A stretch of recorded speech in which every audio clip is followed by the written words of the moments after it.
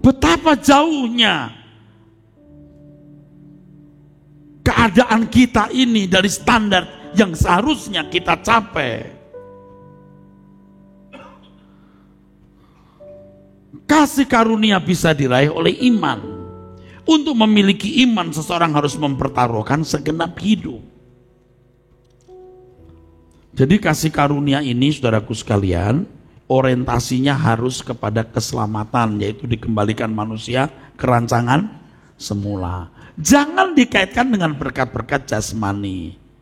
Ya Pak, kasih karunialah Pak, anak saya bisa jadi dokter semua. Kasih karunialah Pak, saya bisa punya rumah di sini. Anda memberi nilai rendah terhadap kasih karunia, bro. You salah, bro. Apakah itu bukan kasih karunia? Dibanding dengan keselamatan, itu gak ada artinya. Jangan gara-gara itu kamu betah di dunia dan kamu tidak sungguh-sungguh mencari kebenaran, kamu malah binasa. Lebih baik tidak punya semua itu.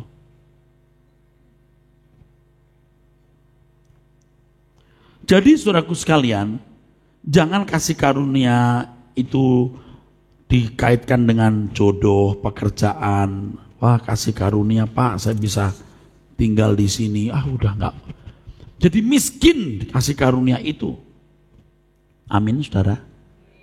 Oke. Jika kita menghubungkan kasih karunia dengan pengudusan, jadi salib itu, saudara, salib itu, ini menghubungkan antara Allah dan manusia.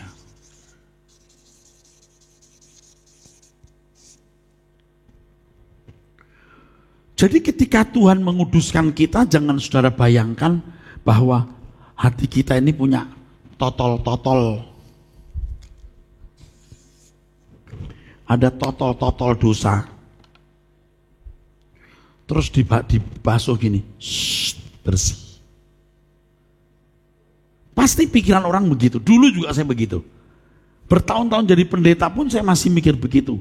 Bersihkan aku, basuh hatiku. Kalimat itu tidak salah, tapi pengertiannya harus benar. Kita dulu pikir ada totol-totol, terus oleh darah Yesus dicuci.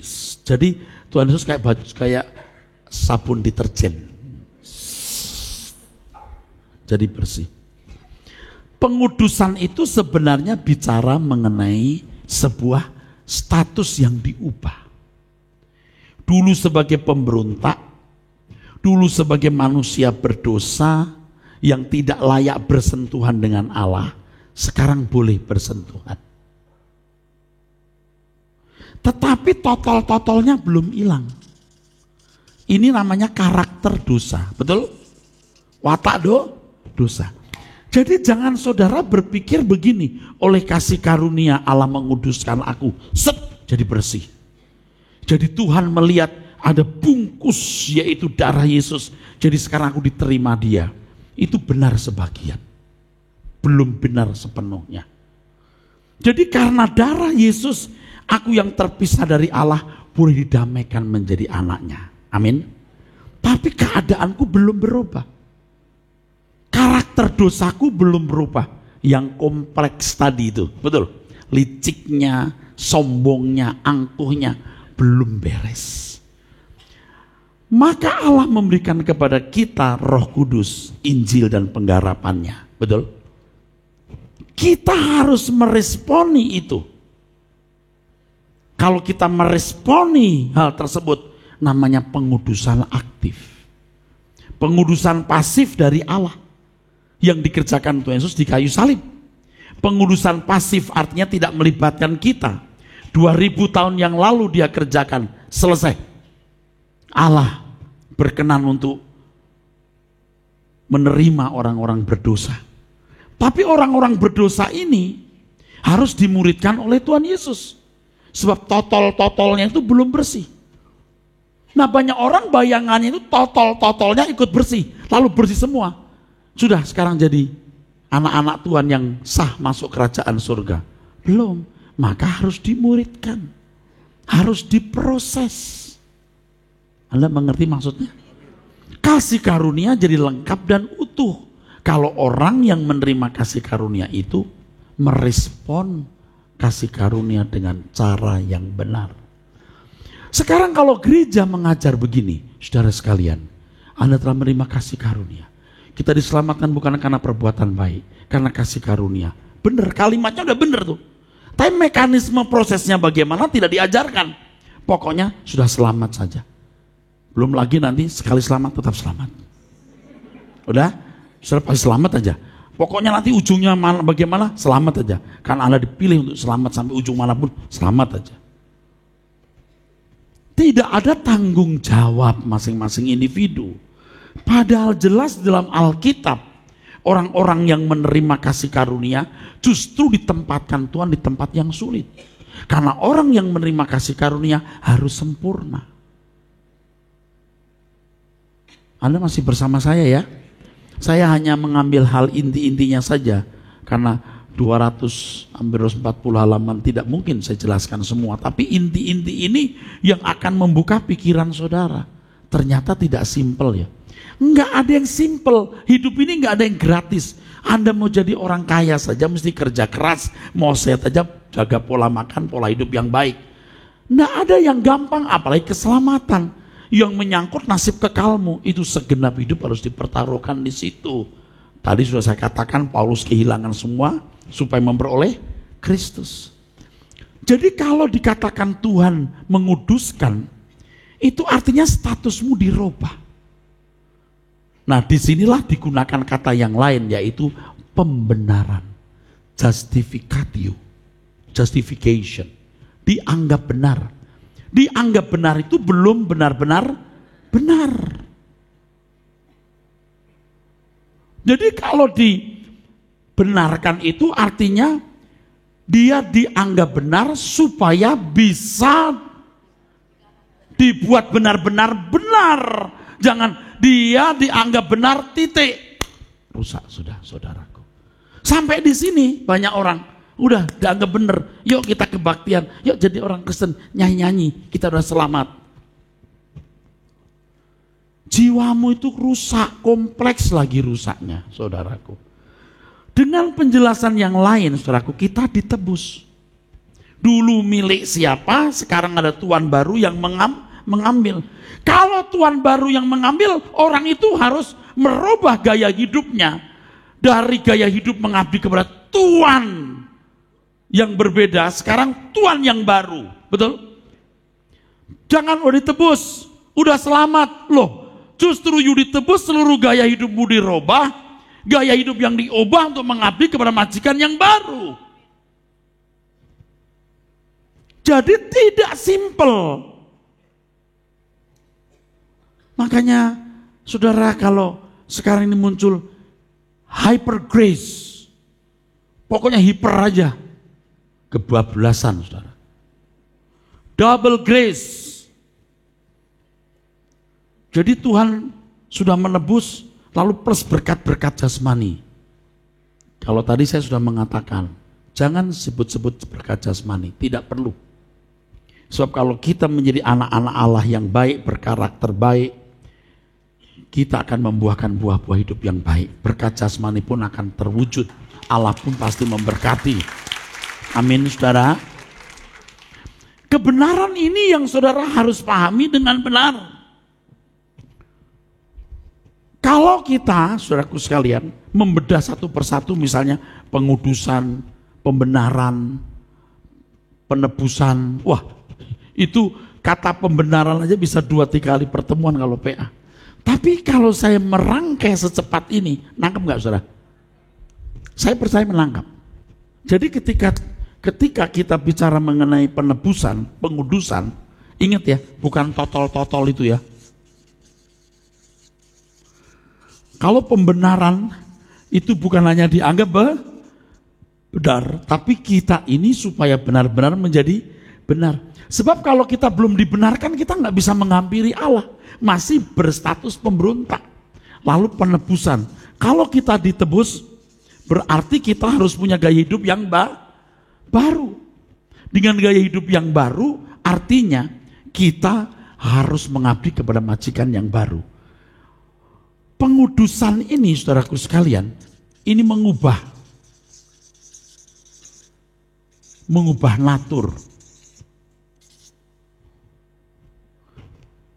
Pengudusan ini mengubah natur, saudaraku. Ini ya, pembenaran mengubah status supaya sah. Saya ingin mengatakan satu kalimat yang saya takut orang salah memahami. Ketika Anda berkata Yesus juru selamat, aku percaya, pembenaranmu belum utuh. Kalau saya bilang separuh, nanti orang bilang kok ngawur nih pendeta. Tapi pembenaran ini harus berjalan terus sesuai dengan pertumbuhan imanmu sampai engkau tuh bukan hanya berstatus sebagai anak Allah, tapi berkeberadaan sehingga statusmu menjadi resmi. Inilah anakku yang kukasih, kepadanya aku berkenan. Dideklar, inilah anakku. Lalu sedangkan penebusan ini bicara soal pengabdian atau pengabdian. Jadi kalau bicara soal pengudusan, naturmu mesti berubah. Bicara soal pembenaran, engkau harus berkeadaan sebagai anak Allah, bukan hanya berstatus di mata manusia anak Allah. Jangan-jangan itu baru separuh atau belum resmi. Bicara soal penebusan, itu pengabdian.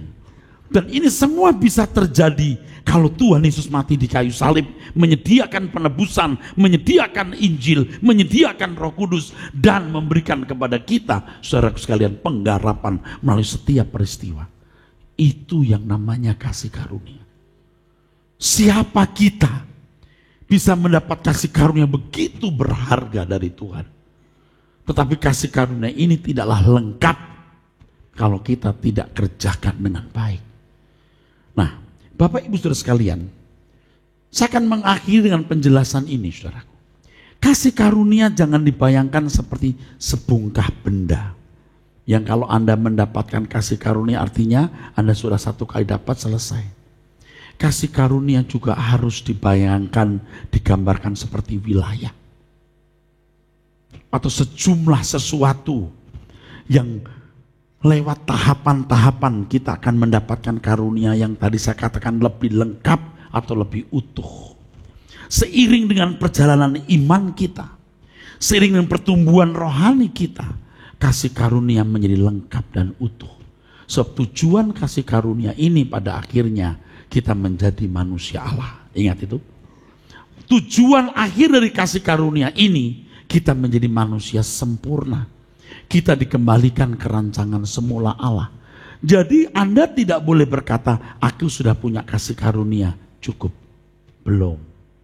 Nangkep maksud saya? Kasih karunia tidak boleh hanya dibayangkan sebungkah emas atau sesuatu benda, lalu orang merasa sudah memilikinya. Anda juga harus membayangkan bahwa kasih karunia seperti sebuah wilayah yang Anda harus jalani sampai selesai. Sebuah jarak tertentu yang sudah harus jalani sampai tuntas. Sejumlah sesuatu yang Anda harus terus raih sampai lengkap atau utuh. Anda akan bisa mengerti hal ini kalau saudara memperhatikan tadi bahwa tujuan akhir kasih karunia adalah seseorang menjadi manusia Allah. Kasih karunia menjadi begitu terhormat. Kalau saya gunakan kata terhormat seakan-akan sebuah pribadi. Iya, karena kasih karunia memang tidak bisa dipisahkan dari Allah sendiri sebagai pemilik kasih karunia dan inti dari kasih karunia itu. Kasih karunia menjadi sangat berharga dan terhormat ketika seseorang memahami bahwa untuk meraih kasih karunia itu dibutuhkan perjuangan. Barang yang berharga akan lebih dijaga dari barang yang tidak berharga. Anda ngerti? Kalau buku ini diberi dengan gratis, sering orang tidak baca.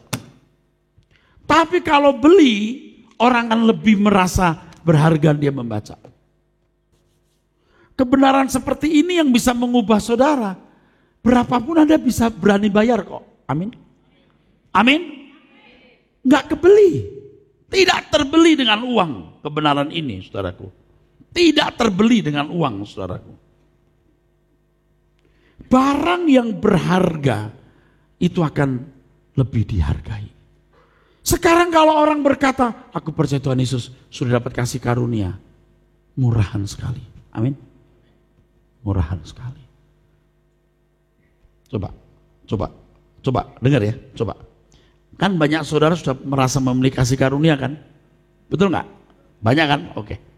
Anda bisa bicara dengan Tuhan nggak? Bisa dialog nggak? Saudara bisa mendengar suara Tuhan nggak? Rata-rata tidak. Rata-rata Tuhan itu seperti misteri yang tak terjamah, tak terjangkau. Kenapa? Anda anggap murah kasih karunia itu. Sudah selamat. Lalu Anda hidup seperti manusia lain hidup, yang tidak sungguh-sungguh berjuang untuk makin mengerti Injil, untuk makin mengerti kebenaran, untuk punya hubungan yang dekat dengan Tuhan, tidak memperhatikan setiap peristiwa yang melaluinya Tuhan berbicara. Saudara lupakan semua itu, bagaimana bisa berjumpa dengan Tuhan? Ingat tadi saya sudah katakan kalau Abraham bisa bertemu muka dengan Tuhan dalam artian persekutuan begitu indah. Kita sebagai anak Abraham mestinya harus bisa lebih dari hal itu, saudaraku. Amin. Tepuk tangan, tepuk tangan. Karena kita menganggap murah kasih karunia itu, maka kita tidak menghargainya. Coba saudara berdoa, Tuhan berbicaralah sehari, 2 hari, 3 hari. Belum tentu Tuhan bicara. Kau pikir murahan apa Tuhan itu? Saudara, dari muda saya suka berdoa. Kalau ada yang mantan teman-teman saya waktu saya masih muda tahu, tiap hari bisa berjam-jam saya berdoa. Itu pun sulitnya macam apa menemui Tuhan itu. Wah, Tuhan sedekat ini, sedekat doa. Apa itu? Sejauh doa. Tapi lu kagak berdoa. Doa itu apa dulu? Dialog. Macam apa dialog yang kau miliki? Terus terang sedikit sekali saudaraku, orang yang betul-betul mengalami Tuhan. Jangankan jemaat, pendeta, pembicara pun juga sedikit yang sungguh-sungguh mengalami Tuhan. Tuhan sejauh doa, dekat berserta kita. Kok enggak kamu murahi? Karena kamu tidak menghargainya secara pantas. Kasih karunia yang Tuhan sediakan, kau pandang murahan, dan Anda tidak mengerjakan dengan sungguh-sungguh keselamatan itu. Sehingga banyak yang tidak mengalami Tuhan. Padahal kalau sampai kita bisa menjadi kekasih Tuhan seperti Abraham, itu melampaui segala sesuatu, saudaraku. Amin. Kalau sampai kita bisa bersekutu dengan Tuhan, berjalan dengan Tuhan, itu melampaui segala sesuatu, saudaraku. Makanya saudara, tak habis-habisnya saya bicara kepada saudara. Udah dan banyak ngomong deh. Temui Tuhan, alami Tuhan. Amin. Temui Tuhan, alami Tuhan. Tanya Tuhan aja, tanyalah kepada Tuhan, ajan orang ini bener enggak? Pendeta ini bener atau enggak? Tanyalah sama Tuhan. Itu belum bicara soal bagaimana anakku, bagaimana jodohku, segala macam. Tanyalah kepada Tuhan. Dan ada satu lagi yang tadi saya mau katakan belum lepas apa? Temukan apa yang Tuhan kehendaki dalam hidupmu secara pribadi. Tepuk tangan. Secara spesifik yang hanya saudara yang bisa melakukan. Pada akhirnya setiap kita menjadi istimewa, setiap kita jadi istimewa, setiap kita jadi istimewa karena setiap kita punya tugas yang khusus dari Tuhan, tugas yang tidak ada duanya, yang tidak bisa dilakukan oleh orang lain. Sampai di situ loh iman kita. Haleluya, saudaraku. Setelah itu baru Anda mengenal betul Tuhan. Keselamatan itu bukan hanya keyakinan, tapi kepastian dari fakta di mana Anda mengenal dengan Tuhan, interaksi secara konkret. Pada akhirnya kan kasih karunia kita menemukan Tuhan, Tuhan menemukan kita. Itu saja, saudaraku. Oke?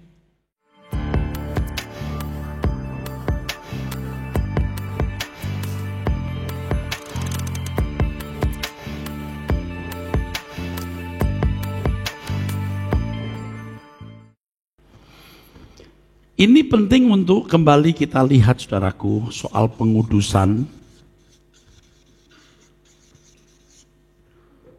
Seseorang tidak benar-benar Maksud saya, seseorang tidak mungkin bisa benar-benar menjadi kudus tanpa darah Tuhan Yesus. Darah Tuhan Yesus inilah kasih karunia. Tidak bisa diganti dengan darah domba atau darah apapun. Tetapi tidak boleh berhenti sampai darah Tuhan Yesus. Sebab ada grand design. Orang yang dikuduskan ini harus benar-benar menjadi kudus. Benar-benar kudus. Yang dirubah itu naturnya, saudaraku. Naturnya. Jadi omong kosong kalau ada keselamatan di luar Tuhan Yesus. Hanya oleh darah Tuhan Yesus. Status seseorang yang tadinya sebagai pemberontak, sebagai seteru musuh Allah, bisa menjadi anak-anak Allah. Tetapi saudaraku, naturnya harus dirubah. Jadi kasih karunia itu tidak otomatis membuat orang benar-benar menjadi kudus. Nah, pengajaran hyper grace itu mengesankan bahwa orang yang menerima pengampunan darah Yesus itu menjadi kudus dan mengabaikan tanggung jawab untuk merubah naturnya. Bicara soal pembenaran, saudaraku.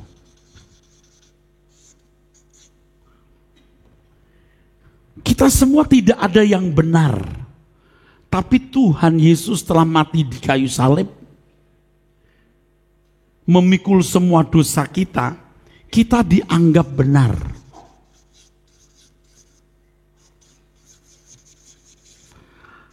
Tetapi harus tahu ada grand design.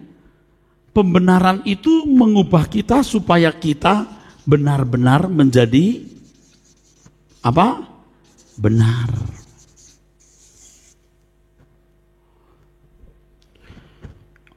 Bagaimana kita bisa benar-benar menjadi benar? Itu kan tidak satu hari, saudaraku. Kalau kita bicara mengenai dibenarkan oleh karena iman, iman macam apa yang membuat kita ini bisa dibenarkan? Harus mengacu kepada iman Abraham.